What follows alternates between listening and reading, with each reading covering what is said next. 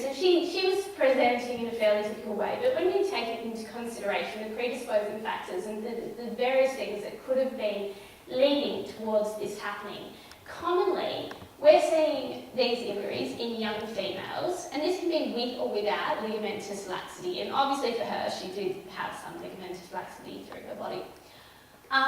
There's various biomechanical factors, and this is really just a snapshot of the few. There could be a whole lot more.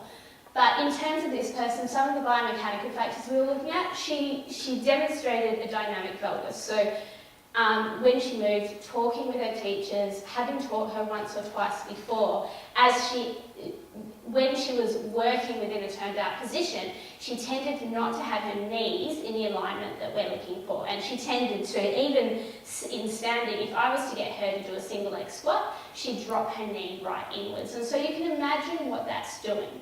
A dynamic valgus comes back to the control from the gluteal muscles and from also the deep hip external rotators, interplayed with a whole lot of different things, as we could see in Jan's talk earlier when we looked at just how many muscles are related to rotation. The next point, there's a lot of contention in this in the literature as to whether this is really a predisposing factor, but I'm going to put it out there for the sake of completeness. There was a definite altered vastus lateralis to vastus medialis ratio there, so she had a lot more happening on the outside of her leg as opposed to the inside of her leg. She was also what we call quad dominant, so she was quite built up and very strong through her quads, and there wasn't as much happening through her hamstrings. And as we'll see just now, that's actually quite common in adolescent females. She also showed excessive subtalar pronation, so I wouldn't say she was flat-footed, however her control around her ankles was also not great.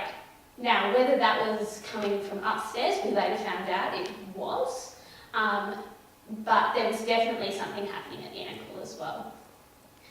On top of that, there were the ballet-specific factors. So there was the turnout control and the various compensatory techniques that are used within that. And there was also issues with transfer of weight. So we're going to explore some of these things just a little bit further.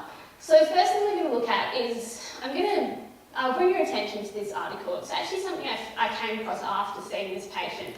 And I'm now actually fortunate enough to have the first author of it as my supervisor for my master's project, which is really lucky and was just a fluke. And I only realised 2 weeks into the process.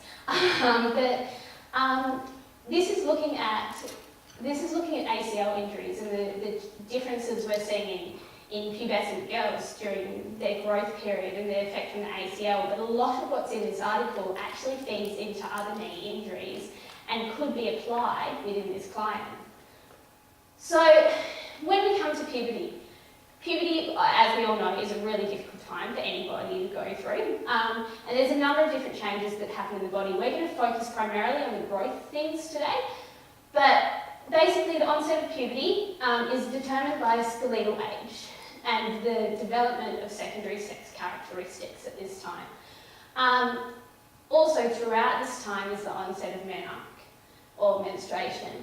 And during puberty, a person goes through their peak height velocity. So this is the time where they grow the most within their growth spurt. And it's normally about 8 to 10 centimetres between 2 of the stages of puberty there. And we determine the onset of puberty from the time of this peak height velocity, so the time prior to the peak height velocity. When we look at puberty and we discuss it, there's 2 ways we could do it. Typically, we speak about chronological age. Normally, depending on the situation, a girl will start puberty anywhere between the ages of 9 and 12. Yeah? We tend to see it more on that earlier front at the moment, however that can be later within our dance population. Probably a better way of looking at it is looking at it in terms of Tanner stages. So Tanner stages are 5 different stages that we look at in puberty. And during those times, in terms of growth, we see various things. So we see in Tanner stage 1, there's that increase in lower limb length. And then as we go through, it goes through to increase in lower limb length through to Tanner stage 2. Then as we go from Tanner stage 3 and above, the lower limb actually doesn't grow as quickly. The growth comes more into the upper body. So we see an increase in sitting height as a result of that. So at peak peak height velocity, where the dancer is growing, or any adolescent female is growing the most, is between tanner stage 2 and tanner stage 3. And during this time, what actually happens is the skeleton grows quicker than the surrounding musculature. So there's a little bit of an imbalance over there, and as a result, there can be some reduction in joint range of motion and also flexibility. So during that time, it's often when we see this look, like we've got a bit of a baby giraffe in front of us. We've got a dancer who doesn't know where her body is. Her legs are out to the side. You ask her if she can feel anything, and she's like, no. You say, where are your rotators? Can you feel them? And she can't even really orientate on her own body where it is. She comes in and it's suddenly difficult to lift her leg 3 centimetres off the floor because she's just shaking like a leaf because there's this imbalance and the neuromuscular pathways are having to change, and she just doesn't know where she's in space. And for this case study, this is where this dancer was at the age of 14.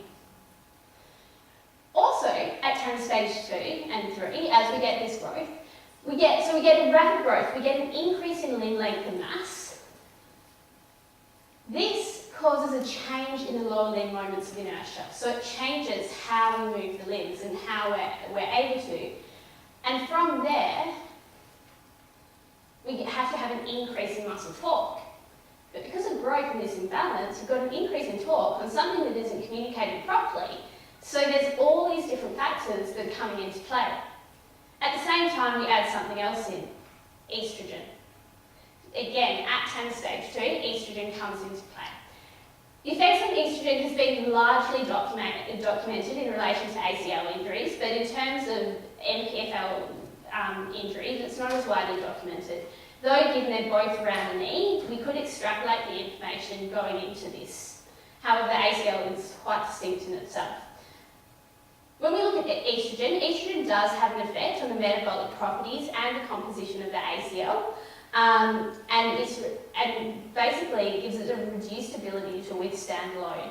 So higher estrogen levels negate the benefits of daily loading of the ACL, and it changes this ability to withstand load. So as I said, while it's not the ligament that this person